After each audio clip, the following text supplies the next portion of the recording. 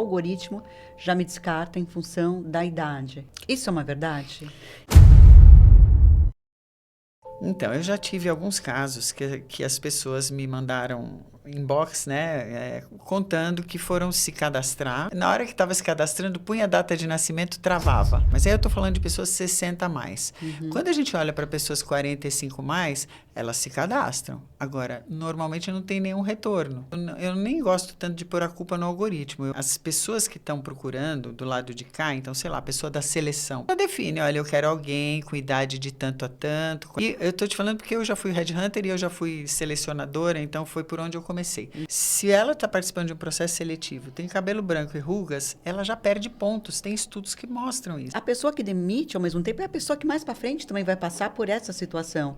Como é que se combate algo que não se discute? Eu acho que é muito embrionário a discussão sobre o etarismo. Onde você percebe que tem etarismo, você tem que se posicionar. Oi, pessoal, tudo bom? Sejam bem-vindos a um novo episódio Depois do Meio. Eu sou a Ana e hoje a gente vai falar sobre um tema que eu acho que quase em todos os episódios a gente fala um pouco sobre envelhecimento, sobre novas vidas e novas carreiras nessa vida tão longa, mas principalmente, como é que a gente pode se reposicionar, se recolocar em um mercado que cada vez mais parece fechado para nós, profissionais 45 mais. Tem um número que realmente me surpreendeu.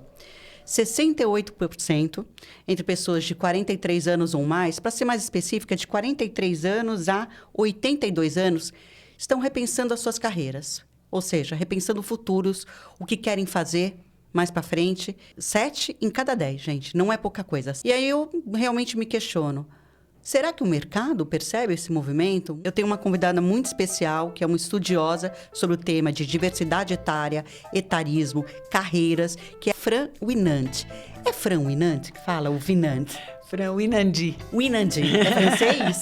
É belga. É belga, né? Eles falam, Tá uma ali. parte fala francês, Isso, né? exato. Então, a Fran Winandi, que ela é arquiteta de estratégias de longevidade. Eu achei esse nome incrível, porque ao mesmo tempo que ele permite que a gente olhe para a carreira e sobre a nossa longevidade de uma forma muito mais estratégica, né, Fran? Com certeza, com certeza. Eu acho que quando você pensa numa arquitetura, você pensa numa estrutura, né? Então, dentro de uma organização e pra gente mesmo, né? Sim. Fran, seja muito bem-vinda. Estou muito feliz que você está aqui. Muito obrigada pelo convite. Também estou bem feliz. E, Fran, esse número que eu trouxe, né, que são 7 em cada 10 pessoas que estão repensando suas carreiras, esse número eu tinha visto? Olha, para te falar a verdade, eu vejo muitos números, mas eu sou péssima de guardar números. Mas eu acho que é por aí mesmo. Se você viu na pesquisa, é por aí mesmo. Eu acho que a gente acaba tendo esses momentos de revisão, principalmente nós que temos mais de 40, 50, 60 anos, porque a gente foi meio que programado para uma carreira linear. E hoje a coisa não é mais assim. Se você conversa com uma pessoa mais jovem, ela não pensa numa carreira linear. Por exemplo, eu vou, sei lá, estudar engenharia porque eu vou trabalhar numa área técnica de engenharia. Não. Na área financeira, você tem engenheiro em várias áreas, né? Então, na verdade, a formação não significa que ela está atrelada à questão de carreira. E eu, que sou 60 a mais, então mais velha ainda, quando eu me formei era assim, bom, eu estudo isso para trabalhar numa área relacionada, né? E hoje, além de não ser mais assim, a gente vai mudando. A carreira, a gente fala que é em ondas agora, né? Então, durante uma determinada fase da minha vida, eu vou atuar em tal área ou em tal função, sei lá. Aí, de repente, eu mudo, eu vou fazer outra coisa, e depois eu mudo de novo. Agora, para pessoas 40 mais, 45 mais, normalmente isso começa a bater depois dos 40, né? E geralmente bate depois dos 40, aí a psicanálise até explica que é a passagem do meio, né? Que é realmente quando tem uma inquietação, né? Sobre que o tempo está passando, a finitude. O que eu fiz, né? Que eu fiz? Qual é o meu legado? Exato, legado, se eu realizei os sonhos. Mas também tem um lado de que o mercado fecha as portas. Eu acho que isso que você está falando é o meu trabalho, é o etarismo, né? Eu trabalho exatamente no combate ao etarismo. Então, dentro das organizações, você tem as normas de idade, né? E essas normas de idade, elas acabam sendo muito rígidas, né? Então, por exemplo, sei lá, um gestor, um gerente, ele deve ter entre 45 anos, por exemplo, né? Então, alguém que não atingiu vamos dizer, que não chegou nessa posição, muitas vezes ela é questionada, tipo, não questionada diretamente, mas na cabeça do entrevistador. Nossa, já tem 45 e ainda não atingiu uma posição de gestão? Será que tem algum problema com essa pessoa? Quer dizer, desconsidera tudo, né? Essas mudanças, as paradas, né? Às vezes as pessoas param, principalmente mães, Exato. param para cuidar das crianças pequenas, voltam para o mercado. Então, assim, tem várias coisas aí que estão envolvidas nisso, né? Só que a gente ainda tem dentro das empresas essa coisa muito quadradinha relacionada aos cargos. E isso atrapalha muito, é um dos grandes problemas, uma das grandes causas do etarismo, do preconceito etário dentro das empresas. Quando é que a gente vai ter? Eu estava pensando hoje, enquanto eu estava vindo para cá, a gente vê vagas afirmativas, né, para diversas minorias. Quando é que a gente vai ter vagas afirmativas para 50 a mais? Eu não sei se é o que eu gostaria que fosse o caminho, mas eu acho que, de uma certa forma, talvez vai ser um impulsor, algo que realmente faça com que, inicialmente, as empresas entendam que é uma necessidade de política pública manter as pessoas 50 a mais empregáveis. Então, isso é super polêmico, né? Porque a gente chama agora de grupos minorizados, né? Então, eu tenho vagas, sei lá, X% de vagas para mulheres, né? X% de vagas para pessoas com deficiência. Então, são os grupos minorizados. E são as cotas, né? E as cotas, elas são vistas com muita antipatia, de uma forma geral. O que acontece? Muitas vezes as pessoas falam, bom, eu tenho que contratar, então eu vou colocar aquela pessoa para fazer qualquer coisa só para eu cumprir essa cota.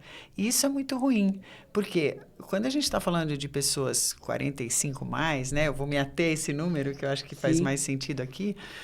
A gente está falando de pessoas que têm repertório, que têm experiência, que realmente podem contribuir e enriquecer o trabalho. E eu, pessoalmente, sou contra cotas para 50 a mais, porque eu acho que o que a gente mais tem hoje, quando tem vagas 50 a mais, são vagas operacionais, né? Então, minha empresa contrata para quê? Não é para cargo executivo, para de ser gestão? empacotador, para ser arquivista, para ser coisas assim que, sabe, é meio que para dizer, eu contrato. Mas Agora, tanto faz a experiência, todo o legado que essa pessoa tem na carreira dela, sim. independente se é um cargo executivo ou não. Então, dentro vamos dizer, de uma estrutura tradicional de uma organização, normalmente, quando uma empresa abre vagas para 50 a mais, ela meio que está fazendo um favor, sabe? Ela ainda encara assim. Ela não encara a realidade, que a realidade é o quê? Estamos vivendo mais, menos jovens estão nascendo, né? Porque é só você olhar, né? A gente tinha aí... minha mãe teve 6, eu tive 2. Agora está 1, e minhas filhas não querem ter. É. Hoje a taxa de reposição, ela não está sendo... a gente não chega a 2, né? Por casal, vamos dizer. Sim. Então, isso faz com que a gente vá ter menos jovens no mercado de trabalho. Menos jovens entrando, né? E ainda assim, muitos querem ir para o empreendedorismo. Não querem ir para uma organização formal. E aí você tem as pessoas envelhecendo mais. Primeiro, as empresas não vão ter onde buscar essas pessoas, né? Segundo, essas pessoas, elas podem continuar contribuindo desde que a empresa tenha políticas e práticas que favoreçam isso, né? Como ela vai precisar, a empresa que sair na frente vai ter os melhores. Sim. As pessoas que já vão estar dentro da cultura, que já vão fazer atualizações, que vão, né, vão entrar. Então, assim, o que seria um mundo, assim, o melhor dos mundos? Eu trazer pessoas de várias idades para todos os cargos. Eu não ter essa trava de idade. Mas isso hoje não é uma realidade. E eu acho bastante curioso, eu não sei nem se curiosa é a melhor palavra, quando as pessoas elas estão nesse momento. Primeiro, assim, quando elas são demitidas, são desligadas de uma empresa, o que eu vejo com os profissionais que eu converso, existe também um medo das pessoas falarem, foram demitidas. Um medo para assumir no LinkedIn, por exemplo, estou falando da plataforma mais conhecida, de que ela está se buscando uma nova recolocação, ela foi demitida e que, ao mesmo tempo, ela percebe que essa demissão ocorreu por ser uma pessoa 45 mais. Eu acho que meio que retroalimentam o etarismo. E a pessoa que demite, ao mesmo tempo, é a pessoa que mais para frente também vai passar por essa situação. Como é que se combate algo que não se discute? Eu acho que é muito embrionário. a discussão sobre o etarismo. Ele fica... talvez, como eu esteja nesse meio, para mim é uma discussão diária, Sim. né? Agora... Você já está engolida pelo algoritmo. O algoritmo só me manda relacionadas a isso. Agora, isso que você falou, né? Eu acho que se a pessoa foi demitida e ela começa a postar coisas falando do etarismo, vira um pouco uma vitimização, né? Eu fui demitido por causa da minha idade. Às vezes não é isso. Às vezes pode ser que foi demitido porque não estava cumprindo a expectativa, sei lá. Pode ser. Sim. Mas pode ter sido etarismo também. Mas a pessoa que está nesse momento, ela está muito suscetível. Ela tem muito vulnerável. Né? Acho que é a melhor palavra. Exato. Então, ela tem que tomar um pouco de cuidado em como ela vai se posicionar nas redes. Agora... pessoas que estão na área de diversidade, na área de RH, né, ou que estão trabalhando e tal, sim, essas sim devem fomentar essa conversa. Inclusive, nos posts que eu faço no LinkedIn, várias pessoas compartilham, e eu acho muito legal, pessoas que estão trabalhando e que compartilham exatamente para a gente sair da bolha, né? Sim. E tentar ampliar esse debate. Ponto nessa questão do etarismo, o próprio critério de seleção, ele já me descarta no momento, né? Então, o algoritmo já me descarta em função da idade. Isso é uma verdade? Então, eu já tive alguns casos que as pessoas me mandaram inbox, né? Contando que foram se cadastrar, porque hoje você se cadastra, né? Dificilmente você manda o currículo antes de entrar num banco de dados e se cadastrar. E aí, na hora que estava se cadastrando, punha a data de nascimento, travava, não conseguia. E aí tiveram que mudar e mentir essa data de nascimento para poder entrar, conseguir se cadastrar. Mas aí eu estou falando de pessoas 60 a mais. Quando a gente olha para pessoas 45 mais, elas se cadastram. Agora, normalmente não tem nenhum retorno, dependendo do cargo ao qual está se cadastrando. E aí, por que isso acontece? Né? Normalmente, assim, eu nem gosto tanto de pôr a culpa no algoritmo. Eu acho que, assim, as pessoas que estão procurando do lado de cá, então, sei lá, a pessoa da seleção, por exemplo. Ela já define, que está lá, né? Ela já define, olha, eu quero alguém com idade de tanto a tanto, com essa experiência, com o idioma assim, assado. E eu estou te falando porque eu já fui headhunter e eu já fui selecionadora, então foi por onde eu comecei. A questão é que a seleção, muitas vezes, é a porta de entrada de muita gente na área de RH. Isso significa que eu tenho, sei lá, 25 anos e estou na área de seleção, por exemplo. Né? Eu tinha 20, estava na área de seleção.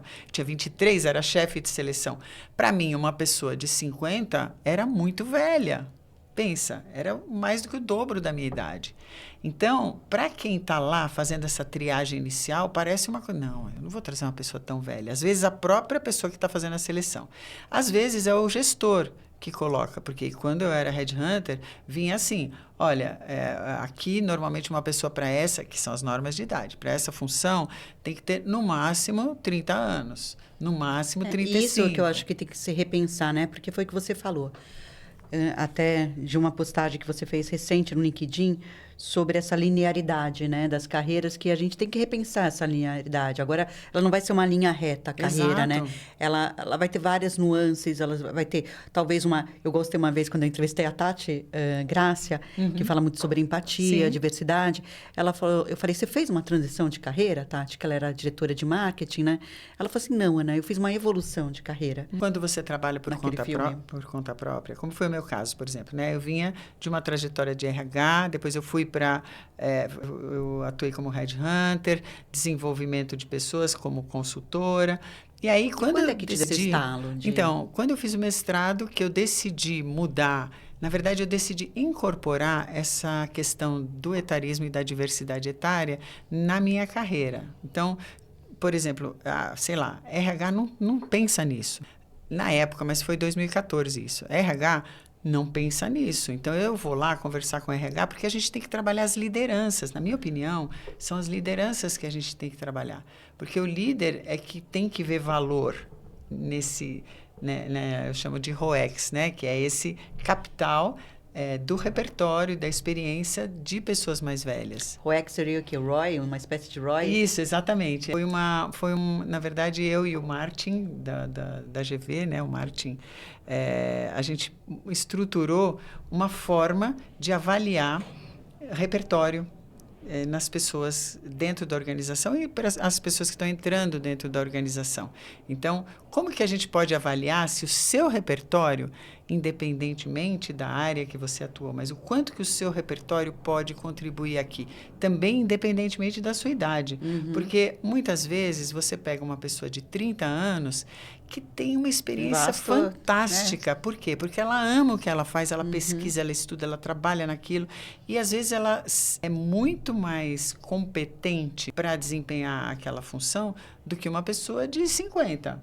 Isso acontece também, porque às vezes a pessoa ficou muitos anos fazendo a mesma coisa, né? Estava numa área que não gostava, numa empresa que não gostava, não estudou ou não conseguiu estudar. Então, quando você quer fazer essa comparação, você tem que tirar a idade vamos dizer, da equação, sabe? Então, a gente desenvolveu uma métrica onde a gente consegue avaliar esse capital de repertório das pessoas. E você apresenta isso nas empresas? Me conta um pouquinho do seu trabalho. Então, eu trabalho com consultoria nessa área, né, de diversidade geracional. Então, normalmente, assim, a maior parte dos problemas são de integração de gerações, né? Hoje a gente tem aí 5 gerações trabalhando juntas, né, em boa parte das empresas. E aí você tem, muitas vezes, um gestor que é um cara mais sênior, um cara mais velho, né? Que não consegue lidar, por exemplo, com a geração Z, né? Que é a grande... como que eu posso dizer? Que traz muitas discussões aí. Mas, simplesmente, é uma questão de gerar empatia. É isso que a gente precisa fazer, gerar empatia entre as gerações. Então, eu faço esse trabalho com as lideranças, faço também com times... eu ajudo na governança dos times de gerações, porque muitas empresas têm, né? Como você tem um grupo de afinidade para mulheres, enfim, você tem vários grupos de afinidade, você tem agora, algumas empresas já começam a ter gerações, ou idade, ou diversidade etária. Eu ajudo nessa governança. O que a gente precisa rever? Quais são as políticas que a empresa tem? Quais são as práticas que a empresa tem? Por onde a gente vai começar? Qual é o budget que a gente tem para mexer com isso? Então, eu ajudo nessa governança também. E aí também eu faço palestras para empresas, né? Sobre etarismo, para a gente tentar começar a fazer as pessoas pensarem um pouco sobre isso. Né? E implanto também programas de educação continuada para longevidade, porque antigamente a gente trabalhava com planos de preparação para aposentadoria. Mas hoje a gente percebeu, as empresas mais antenadas perceberam que não adianta você pegar uma pessoa que está há 2 anos de se aposentar e começar a fazer um monte de palestras e achar que essa pessoa vai sair e vai conseguir se virar no mercado. Você já tem que ir fazendo um trabalho já durante muito tempo. E não necessariamente um trabalho para a pessoa sair da empresa. Não. Você já vai fazer um trabalho, por exemplo, com 30 pessoas que têm 30 anos, de começarem... De carreira dentro de uma mesma empresa. Não. Mesmo com 30 anos de idade, porque a gente, quando eu implanto esses programas... a gente tem trilhas para várias gerações, né? Então, por exemplo, a questão financeira. O que adianta você começar a pensar nisso 2 anos antes da sua aposentadoria, se é que você vai se aposentar, né? Pensa, se a gente vai viver... Porque quando você fala em 70 e poucos anos, você está falando da média. Exatamente. Mas o olha no seu entorno. hoje ele é muito maior. Né? Exato. O que já tem se discutido bastante Você sobre... tem centenários, muitos. Exato. Eu entrevistei uma pessoa que é estudiosa da área de longevidade, Renata Soares, e ela falou, Ana, já existe agora. Esse número para mim me impressionou, e até hoje eu falo, mas é verdade isso? Pessoas agora vivas que vão viver até os 150 anos. Eu assisti. E bem, né? Não é que elas só vão... Porque para a medicina estar vivo é positivo, né? Estar morto é negativo. Mas não, cada vez mais a medicina também está indo para um caminho da qualidade. E ninguém se preparou, ninguém, do dinheiro, a aposentadoria durar até os 150 anos. Até os 70, 80. Que pé de meia que você tem que fazer? Eu estou ferrada. É isso, porque a minha geração... não pensou nisso. Então, por isso que a gente já começa, e eu já começo dentro das empresas, a fazer um trabalho com o pessoal mais jovem. Porque quanto antes você começar a se preparar, e não só para isso, para várias outras coisas, né? Eu não lembro quem foi, mas alguém falou, acho que foi a Candice que falou, que a gente tem que se preparar para a nossa velhice como a gente se prepara para uma viagem. Né? Vamos dizer, você vai para o deserto do Saara. que você precisa pensar? Que tipo de roupa você vai levar? O que você precisa ter de dinheiro? Como que você vai consumir nesse período? O que você vai período? consumir? Como vai ser? Quanto tempo você vai ficar? Para velhice, não. A gente faz igual a morte. A gente deleta, como se não fosse acontecer. Fantástico e a essa gente não se comparação. prepara. É incrível. Então, eu acho que é isso. A gente precisa começar a se preparar para a velhice quando a gente é jovem. Sim. Quanto antes a gente fizer isso, melhor, né? A gente tem uma sociedade ainda, eu acho muito interessante, mas a gente tem uma sociedade que, a partir dos 50 anos, as corporações se fecham para esse trabalhador. A gente tem ainda, isso trazendo muito cenário real agora. É claro que a gente tem que pensar em futuros possíveis e criar novos futuros. E pensando aqui muito o pessoal que está assistindo. Então, as pessoas aqui estão numa média de 50 anos, que de repente estão ou numa crise, né, no trabalho, já querem pensando a aposentadoria e não se prepararam totalmente. Né? Isso eu fiz até um episódio que vai em breve ao ar, que eu falei com uma pessoa que é consultora financeira de como você se prepara daqui para frente. Você tem menos tempo. Né? Então, você vai ter que descobrir novas fontes de renda para se manter o dinheiro entrando, né? O dinheiro tem que entrar. Aí, de um outro lado, tem as corporações, que eu falei que estão se fechando, e, ao mesmo tempo, vidas muito mais longas, que a pessoa se sente, inclusive, ainda com aquele vigor e com aquela vontade de continuar atuando. Eu vi outro dia, foi uma pesquisa da Harvard, não lembro exatamente qual foi a pesquisa, mas que as pessoas se percebem 13 anos mais jovens, a média, do que a idade que efetivamente tem. Né? Então, elas sentem, poxa, eu estou com 50 anos, eu me sinto mentalmente no melhor momento, com meus 35, 40 anos, com os 40, né? Porque do que a gente imaginava que era os 50. Mas os 50 é hoje isso, né? Então, como é que essa equação?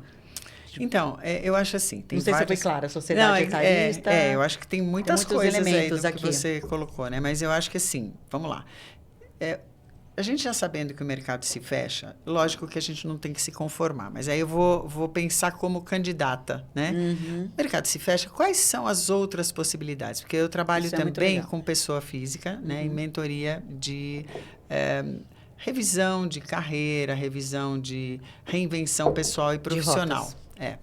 E aí você tem que pensar, bom, o que eu quero fazer? Até agora eu trabalhei com alguma coisa que sabe, eu estava lá fazendo, mas o que eu gostava era um pedacinho. O que eu gosto mesmo é isso, tá? Vamos destrinchar. O que é que você gosta e faz bem? Porque também não adianta só gostar. Tem que fazer bem, tem que ser reconhecida por outras pessoas, né? Então, a partir do momento que você consegue olhar para isso claramente, como que eu posso oferecer isso para o mercado, né? Então, hoje a gente tem outros formatos, né? A gente tem várias plataformas onde as pessoas podem oferecer, sei lá, mentorias, trabalhos menores. A gente tem, por exemplo, a gente vai falar da pesquisa, a minha sócia da pesquisa, que é a Cris Sabag, ela é sócia de uma consultoria que chama Talento Sênior, que trabalha com TAS, né? Super elogiada essa Talento Sênior. É muito legal. Elogiada. Porque você pode trabalhar por projeto, você pode trabalhar, sei lá, uma vez por semana, 2 vezes por semana. A gente está começando a desengessar um pouco esse mercado que, sabe, porque também acontece que você vai envelhecendo, você começa a ter vontade de fazer outras coisas e não necessariamente trabalhar modelo de CLT, naquele né, modelo. De ficar 11 horas fazendo a mesma... Das 8 às 6, sei lá, eu tenho que ficar no mesmo lugar e tal. Então, eu posso trabalhar, só que eu tenho que mudar o meu mindset porque eu vou receber de várias fontes diferentes. E eu tenho que, sim, que trabalhar um pouco o meu perfil empreendedor, né? Porque esse é o grande medo das pessoas. Eu não sou empreendedor, como que eu vou oferecer meu serviço? Você vai ter que oferecer, você vai ter que vender o teu trabalho de alguma forma. Você vai ter que encontrar qual é a forma que combina com você. Não é que você vai sair batendo na porta das empresas, não é isso. Mas às vezes é pelas suas redes sociais. Sei lá, você tem que construir fazer uma arquitetura, né? De como você vai oferecer e mostrar o valor desse seu trabalho para as empresas, para as pessoas. Outro dia eu estava conversando com uma pessoa que ela falou um ponto muito legal, né? Você identificar quais eram os projetos que você participava na empresa, que você sabia que você brilhava, que todo mundo te procurava, você sabia que era o melhor. Porque às vezes as pessoas não entendem que elas têm muitas capacitações e que elas podem ganhar dinheiro com essas capacitações, do que para ela pode ser algo muito fácil, para um outro não é tão fácil de executar. Eu acho que isso, assim, a gente colocou a parte das pessoas, né? Agora, eu acho que as empresas também têm que revisar, né, esses conceitos antiquados. Porque, assim, as empresas que eu trabalho, normalmente são empresas ou empresas nacionais de grande porte ou multinacionais de grande porte que já têm esse trabalho fora do Brasil. E que já estão abertas para já receber estão uma, abertas. uma consultora, uma arquiteta geracional. Exato, É para montar novo. isso junto, né? E agora, porque assim, eu acho que cada um pode atuar no seu microcosmo para tentar melhorar isso, né? Por exemplo, eu dou aula para conselheiros. O conselheiro está lá em cima. Então, se eu conseguir mudar a chavinha na cabeça de um conselheiro, eu tenho certeza que isso desce, né? Eu trabalho dentro de empresas com lideranças, com RHs, é outra coisa. Então, e eu uso muito as minhas redes para divulgar o que eu estou fazendo, né? Para falar, enfim, para que as pessoas comecem a olhar e falar, nossa, interessante isso, a gente poderia fazer isso aqui na nossa empresa. Né? Por que não? Porque a gente... Tem várias coisas possíveis de serem feitas que não pedem um orçamento grande. Exato. Pede simplesmente boa vontade e interesse de fazer alguma coisa diferente. Porque senão você fica sempre no arroz com feijão, você não evolui. Né? Então, eu acho que tem esse outro lado aí quando a gente fala dessa arquitetura. E hoje você tem muita coisa, muita informação nas redes, na internet, Sim, enfim. Podcast, você consegue fazer muita coisa. Podcast, é uma coisa, exato. eu falo podcast, eu falo que é uma das ferramentas mais estratégicas para quem está buscando, né, se posicionar, criar autoridade ou contar o seu legado. A pessoa fala, mas eu vou ter que criar um podcast. Eu falei, não, participa de um episódio. Cava isso, né? De você participar de um episódio para conversar, contar a sua história, contar o que você faz. Porque às vezes as pessoas são extremamente tímidas, se sentem desconfortáveis, né, em se comunicar, mas tem que quebrar essa barreira. Né? Porque se você não comunica o que você faz, ou os caminhos que você quer seguir, fica muito difícil, né? Ninguém adivinha. Agora, a gente está aqui em São Paulo, numa capital, né, onde você tem talvez esse tipo de informação rodando com mais facilidade, né? Eu sempre que eu viajo, que eu vou para algum lugar, tipo no Nordeste, né, uma praia mais afastada e tal, é muito interessante, porque quando eu falo com o que eu trabalho, as pessoas me olham como se eu fosse um ET, As né? pessoas nem sabem o que é etarismo, Não, o que sabe? é etarismo? Como assim? Diversidade geracional? Já acham diversidade perfumaria, ainda geracional, que é a que abraça todas as outras, né? Tá tudo dentro da geracional. Então, eu meio que faço uma catequização sempre que eu viajo, sabe? Para falar um pouco do que eu faço e tal. E eu aproveito todos os momentos para fazer isso, que eu acho que é importante. Então, cada um pode fazer sua parte. Pode, né, sei lá, compartilhar coisas relacionadas ao tema, né? Pode até escrever um pequeno artigo no LinkedIn falando sobre isso. Sei lá, tem 1000 coisas que você pode fazer para começar essa batalha contra o etarismo, porque eu acho que o etarismo é um problema muito sério, porque, tudo bem, a empresa não vai me querer depois dos 50. Eu posso até aceitar isso e fazer outras coisas. Mas não é correto. A empresa deveria aceitar sim, deveria ser normal, como é em outros países. Por que não é? Que me assusta muito, Fran, que a gente está falando, o etarismo, e é muito legal saber que essas grandes empresas multinacionais, em off, para saber um pouco quais são essas empresas que eu tenho curiosidade, que eu até imagino, algumas pelo posicionamento que elas têm, mas o etarismo, ele existe nessas empresas, mas pouco se fala, a gente está começando a falar, foi o que a gente já falou, você falou, para mim aparece muito, mas quando você sai um pouco da bolha, você vê que é algo novo e que as pessoas acabam sofrendo com isso e que demoram muito para se reposicionar. Eu vou fazer o gancho aqui da pesquisa que você me falou, que eu achei muito legal. A Fran e a Cris Sabag. A Cris Sabag, da Talent Sênior. Essa Talento Sênior, é Talento Sênior, né? Sênior. Eu já ouvi falar, me falaram muito bem, gente. Você que tem 50 a mais e já trabalhou em diversas áreas de atuação, acesse esse site, vai lá, se informa, porque eu já recebi muitos elogios, um trabalho muito sério deles. Mas essa pesquisa, que já responderam mais de 1.800 pessoas, que busca identificar entre as pessoas que estão buscando recolocação profissional, quanto tempo que elas estão esperando, aguardando para conseguir um emprego. Há quanto tempo elas estão no mercado procurando emprego? Desempregadas. Quantas entrevistas já participaram? A gente está pesquisando essas coisas, né? Acima de 40 anos. Então, qual que é a faixa onde a gente tem um problema maior? Qual é o tempo médio? Então, a gente está Tem um tentando ver isso a spoiler? nível Brasil, né? Não Um tem, spoilerzinho? não tem. Eu, como pesquisadora, eu fico...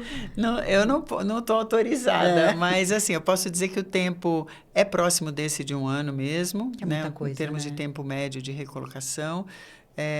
E a gente ficou espantado porque a gente achava que ele ia ser maior nas faixas mais velhas, né? E não necessariamente. Então, isso aqui é bastante preocupante. Eu já fui até contratada por uma empresa para fazer um trabalho para quebrar essa coisa de que pessoas acima de 40 ou de 40 para cima têm que atuar em cargos de liderança. Por isso que eu usei esse exemplo no começo, porque por que uma pessoa de 40 anos não pode ser analista? E muitas não querem. Tem pessoas Pois que não tem têm pessoas que essa gana. não querem ter equipe, tem pessoas que... Exato. Então, assim, e tem pessoas que querem fazer outras coisas, né? Então, é interessante porque a própria empresa teve essa preocupação. Olha, a gente está preocupado porque, assim, só querem trazer pessoas, sei lá, de 25 anos para esses cargos. E a gente já viu que gestores que toparam, né, fazer a experiência de trazer pessoas mais velhas, ficaram super felizes, porque o turnover é menor, a responsabilidade é maior. E tem um as monte horas de coisa. voo. Eu não gosto de ficar fazendo embate geracional, porque eu Não, acho não que o é legal legal. é fazer esse mix e cada geração traz, né, Exato. o que ela domina melhor, por exemplo, tecnologias, né? Os jovens, eles têm um lado mais curioso de saber Não é nem todas de essas curioso, eu inovações. acho que é de desenvoltura mesmo, porque É você por já estar numa nasceu com universidade, aquilo na mão. desenvoltura, também por estar numa universidade, ou universidade, e é um campo de estudos, né, de ciência, de laboratório, mas tem o lado mais sênior, que eu brinco que são horas de voos, né? Você já sabe algumas situações, já passou por elas, você tem a senioridade, um Solução de autoconhecimento, crises. solução de crise, que faz com que esse mix geracional seja muito Muito rico. rentável para as empresas. Não, isso já tem pesquisas que comprovam, né, que isso aumenta a produtividade, engajamento, inovação. Quando você tem equipes multigeracionais, você só tem coisas boas. Lógico que você tem também aqueles problemas, como na família. Né? Pensa na família, a pessoa De mais velha, a pessoa mais comunicação. nova. Exato. Então, você tem um pouco essas coisas do mais jovem. Ai, mãe, não, de novo. Ai, que mico. Né? Então, assim, você tem isso também. Então, se o gestor estiver preparado para lidar com isso, a coisa flui maravilhosamente bem. Os resultados são ótimos. E tem a ver com a empatia, né? Você Total. ter calma de ouvir o outro. Eu estava conversando outro dia que a história é que com a IA, a gente fica mais impaciente para expirar, para obter resposta. Porque quando eu te faço uma pergunta, você não é uma máquina. Não é de questões de segundos, senão, deu bug, ela não respondeu, não sabe. Não, existe, a gente tem que pensar, um olhar crítico. Estruturar o raciocínio. Né? Mas as pessoas estão cada vez mais impacientes, né? Para o aguardar. Você sabe que os cursos, esses programas de educação continuada que eu fiz, foram todos no estilo TikTok. 2, 3 minutos cada vídeo. E aí vai para o próximo nível? Hein? Aí você vai mudando, Vai mudando o tema, na verdade. Sim. E aí, quando você muda o tema, você vai aprofundando. Uhum. Então, por quê? Porque eu não sei você, mas eu mesma não tenho paciência com vídeo longo. Não tenho. Às vezes eu ponho naquele para correr, sabe? Ponho no 2, sei lá, para ouvir assim, porque eu não tenho paciência. Então, eu acho que isso é uma coisa que, se eu não tenho, eu fico imaginando os jovens. Muito menos. Mas aí também vem esse colapso mental, burnout. A gente tem que entender que a nossa sociedade ela está um pouco doente. Mas, só para eu não esquecer. Pessoal, isso aqui é um tema, acho que relevante para 100% das pessoas, né? Que podem trabalhar, que têm uma carreira ou querem repensar novas carreiras. Então, compartilha com alguém que você sabe que nesse momento está um momento de inquietação ou buscando uma recolocação.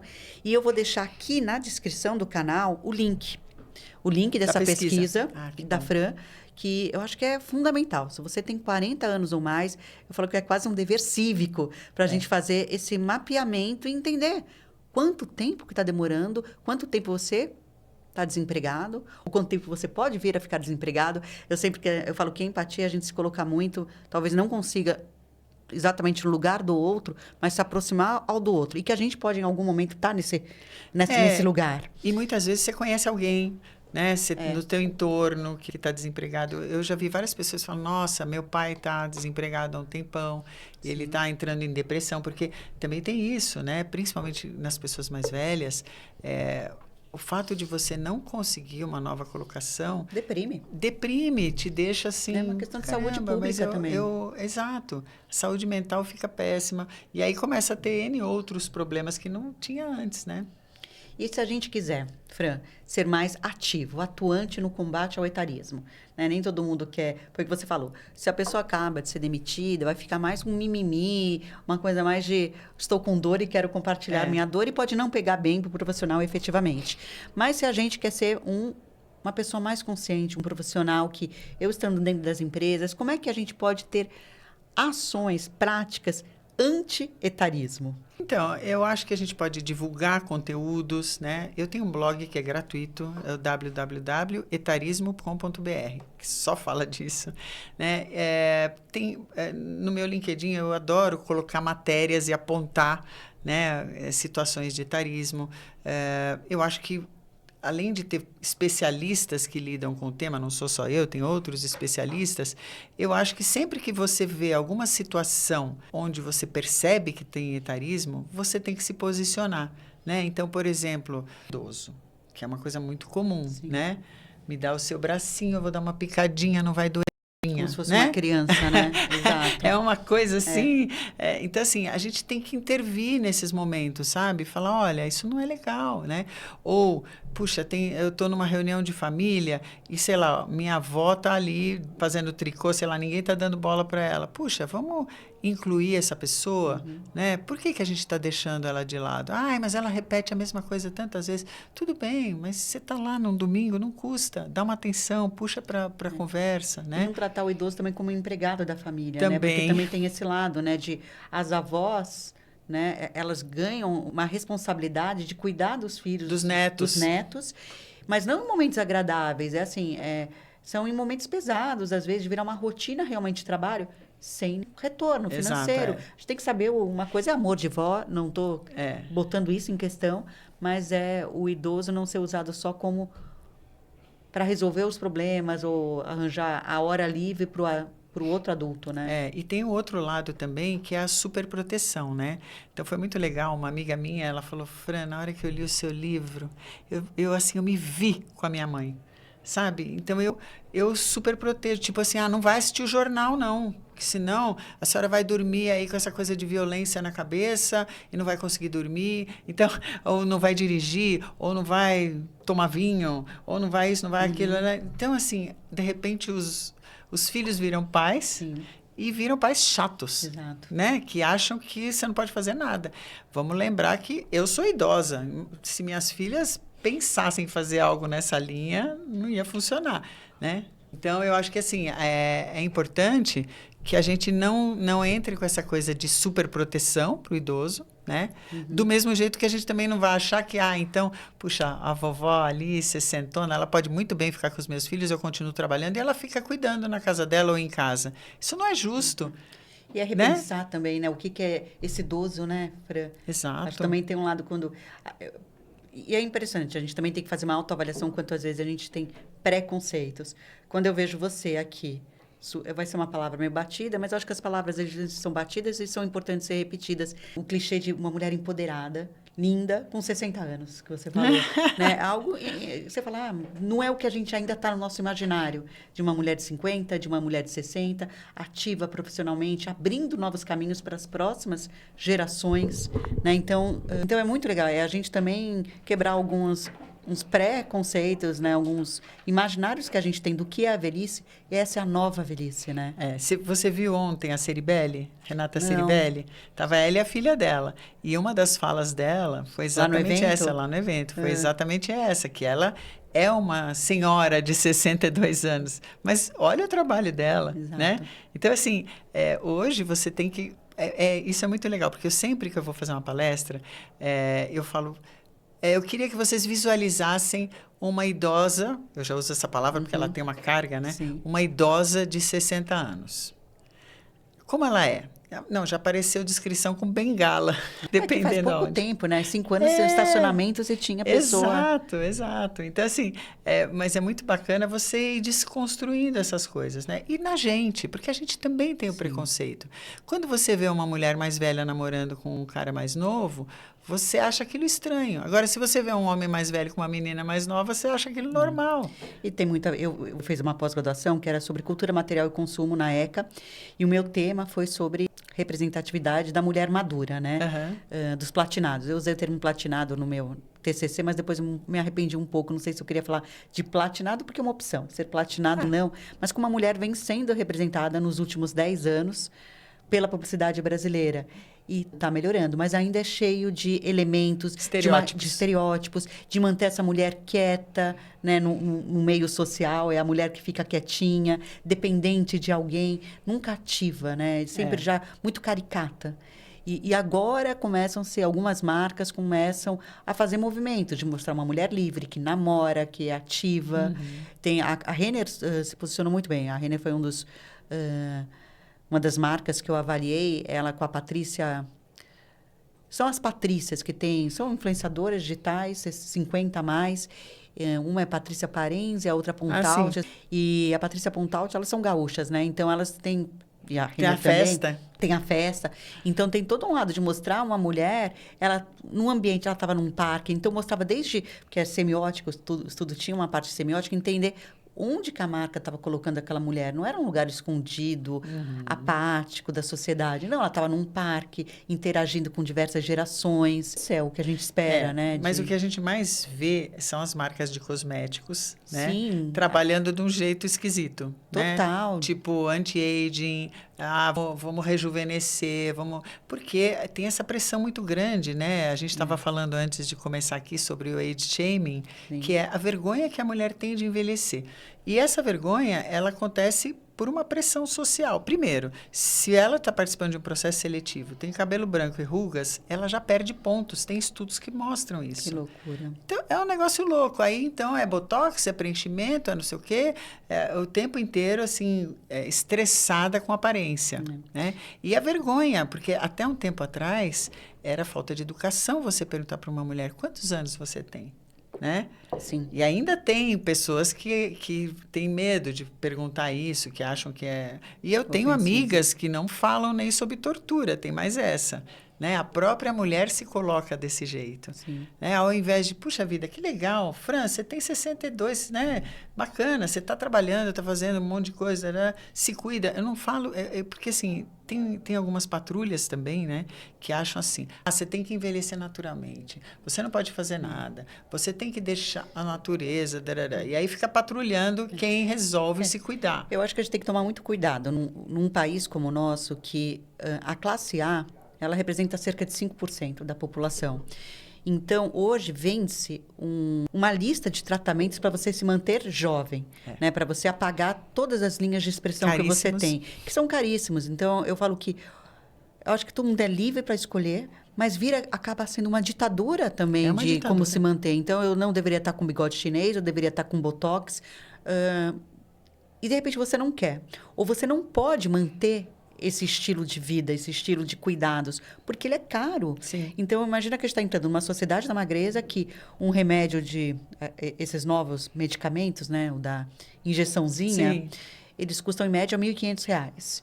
Mas você fazer uma aplicação de botox, de tratamentos estéticos, vão somar cerca de 800 a R$ 1.000. Não é viável para a maior parte. Então, você está criando um estereótipo de o que é um novo envelhecer, que para a maioria das mulheres não vai ser acessível. Então, exato. Então, isso eu acho muito perigoso. Ao mesmo tempo que é livre, cada um envelhece como quer, eu acho que as pessoas que realmente alcançam muitas pessoas, elas têm que ter maior responsabilidade sobre... Um cuidado, né? Sobre até porque boa parte não paga também, né? Tem a parte que elas são patrocinadas. Que elas recebem. Eu acho assim, a velhice é heterogênea, né? Você tem de tudo, então você tem realmente idosas de 60 anos que, né, têm condição de se cuidar e tal, e você tem idosas de 60 anos que não têm... Não conseguem pôr o prato também, na mesa, entendeu? Então, é muito complicado você entrar com essa a nova mulher 60 a mais é essa cara, não é? Não é, né? Não Não é é. a Alessandra Negrini, né? Todo mundo Não, olha a gente aquela tem- mulher. A gente tem várias caras. É que a gente tem várias caras. Exato. Depende de onde você tá, depende de um monte de coisa. Né? E aí eu acho que a gente entra num lado que dá pra gente discutir por mais Nossa. 2 horas, porque a gente também pode entrar em o que é o envelhecimento entre mulheres e homens, né? Que é totalmente diferente. Total. Que A mulher sofre mais com o etarismo do que o homem. Exato. Eu lembro que uma amiga minha mandou outro dia, ela fez um tratamento que era um ácido, e a cara dela ficou carne viva. Eu falo, meu Deus do céu. Falei, quantos homens estariam dispostos a passar por isso? Imagina. E aqui, eu achei isso aqui muito legal, deixa eu mostrar para vocês. Vamos falar sobre etarismo. E são 100 perguntas. Isso, para usar em dinâmica de grupo, roda de conversa. Tem psicólogos que usam para falar, porque assim, o envelhecimento, como é um termo tabu, né? Eu vou abrir. Pode abrir, lógico. É uma coisa assim que muitas pessoas não conseguem lidar, sabe? E tem que tratar em terapia. Então tem muitos terapeutas que utilizam exatamente para abrir essa discussão, para a pessoa refletir sobre isso, né? Sobre o que assusta ela, né? No envelhecimento. E nas dinâmicas você brinca com isso nas empresas? Eu já utilizei em rodas de conversa. Então, por exemplo, teve uma empresa que a gente juntou vários grupos de afinidade e aí a gente fez uma roda de conversa fazendo a intersecção.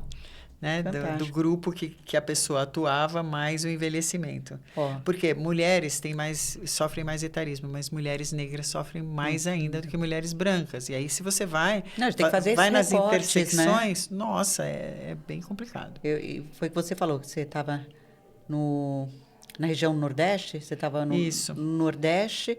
O etarismo, as pessoas nem sabiam o significado. E é curioso, eu fiz um vídeo, você falou que assistiu, eu pegava algumas frases. Isso. Foi uma brincadeirinha que eu falei, deixa brincadeirinha, né, mas séria. Sim. Sobre etarismo. Então, algumas frases de que você não pode mudar de carreira, você não pode fazer um intercâmbio cultural. Algumas coisas que parecem que quando você chega numa certa idade... Você não pode usar biquíni. Não pode usar biquíni, dependendo do lugar, né? E aí, quando eu falo com o empreendedorismo, né? A gente faz tudo. Eu filmo, eu crio o roteiro, eu filmo, edito, faço tudo. E aí eu uso muita inteligência artificial, às vezes, para me orientar, pensando em SEO, tudo para eu conseguir alcançar um público maior. E aí o próprio, não sei qual que eu usei, se foi Cláudio, ChatGPT, falou, olha, não começa com a palavra etarismo, porque as pessoas não vão elas não fazem busca sobre etarismo. Elas não, isso pensando no grande público, né? Estou falando de um público de YouTube. As pessoas não sabem, né? Então, você colocar no seu título, etarismo não vai funcionar. São as frases que você já... Aí eu mudei as frases que você já ouviu. E é impressionante, né? Porque tem algumas palavras que já estão na boca do povo e algumas que a gente vai ter que colocar. Uma que eu tirei aqui. Considerando que atualmente podemos viver muito mais... Como você se planeja para que não faltem recursos financeiros na sua velhice? Explique. Isso é muito legal, porque a gente fala de etarismo, mas tem um etarismo de você entender também e se planejar para uma velhice mais segura, né? No final das contas. Eu acho que a gente fala muito nessas questões. Eu fiz uma palestra num banco sobre como cada geração lida com dinheiro. E cada geração tem uma forma diferente de lidar com dinheiro. Pergunta se algum jovem tem alguma nota de qualquer real na carteira. Né? A gente já quase não tem, né? Às vezes tem... Mas eu gosto de ter um trocadinho então, ainda na carteira. Eu também tenho esse resquício na minha cabeça, que eu tenho que ter... Eles não têm, zerado. Zero. Não, imagina, para que dinheiro? Pode perguntar, faz esse teste. Vou fazer, ótimo. Então, assim, tem várias coisas que são totalmente diferentes. Né? Por exemplo, fala em criptomoedas uma pessoa mais velha, eu não vou mexer com isso. Não confio, né? Então, é muito interessante ver como as gerações lidam. E eu acho que é isso, a gente precisa aprender a lidar melhor com a questão financeira, porque sem isso vai ser difícil da gente, né, conseguir ter uma velhice tranquila, porque o que a gente quer é ter uma velhice tranquila. E não depender dos outros. Exato. Né? Exato. E a parte financeira... Né, ela é fundamental. Eu estou terminando minha pós em Geronto também. E o que acontece? A gente vê muitas questões relacionadas à parte pública, né? De ILPIs, né? As vulgas casas de repouso, né? E a gente tem pouquíssimas no Brasil. Então, no Brasil, as ILPIs públicas são poucas e a gente não tem capilaridade, não tem distribuição, né? Porque o Brasil é gigante, né? De novo, deve ficar tudo na região sudeste, Fica né? só nessas regiões e em grandes centros, né? Normalmente. Então, é bem difícil você imaginar um envelhecimento de uma população que está envelhecendo sem recursos. Sabe? E essa é uma preocupação muito grande. Fran, acabamos nosso tempo. Eu Ok. acho que tinha muito ponto que Tem eu gostaria muito de... assunto. Muito assunto, né? Então, a gente pode falar da questão estética, da questão de políticas públicas, né? Pensando Sim. nos idosos. Eu não sabia que você está fazendo uma pós em gerontologia. Também queria entender um pouquinho mais sobre essa disciplina. Mas quero agradecer muito Imagina, eu que o seu agradeço. tempo, compartilhar todo o seu conhecimento. E que sempre, quando você precisar, aqui as portas estão abertas. Obrigada, igualmente. Se alguém precisar também de alguma coisa, acho que você pode divulgar minhas redes, né? Sem dúvida. No LinkedIn eu estou como Fran Winandi e no Instagram, @Fran_Winandi. Perfeito. Obrigada. Obrigada. Deixa eu te fazer uma pergunta, só para Faça. concluir. Como é que está sendo depois do meio para você? Quais são suas... Se tem aflições, como é que está sendo para você essa passagem? É que assim, eu já passei, eu acho, sabe? Uhum. Como eu já Que é tô... depois do meio. Depois mesmo, já tô nos 60 a mais, né? Para mim foi tranquilo, mas é porque várias vezes eu me reinventei na minha carreira, né? Então, várias vezes eu fui... É que assim, eu fui agregando coisas, não é que eu fui fazer uma coisa diferente, um pouco como a Tati, né? Eu fui mudando o território, vamos dizer, né? Mas para mim foi tranquilo. A única coisa que eu acho que é mais complicada é essa questão de equilíbrio financeiro, porque realmente é uma montanha-russa. Quando você não está numa organização e tal. Perfeito. Imagina, obrigada a você. E, pessoal, eu acho que esse episódio, eu acho não, com toda certeza, é um episódio muito importante para a geração 40 a mais, para a geração que vai chegar lá. E então, novamente, né, se você está nesse momento de vida e reconhece outras pessoas, compartilha. Eu acho que é um tema que cada vez mais a gente tem que falar, né, sobre reinvenções e sobre o etarismo, combater o etarismo. E, como sempre, se inscreva no canal, deixe seus comentários. Estou lá no Instagram também, então quem quiser fazer alguma pergunta para a Fran, pode mandar para mim, ou eu vou deixar aqui, tanto aqui na tela como na descrição, os contatos dela e a pesquisa. Responda essa pesquisa. Sim, respondam, por favor. Obrigada, gente.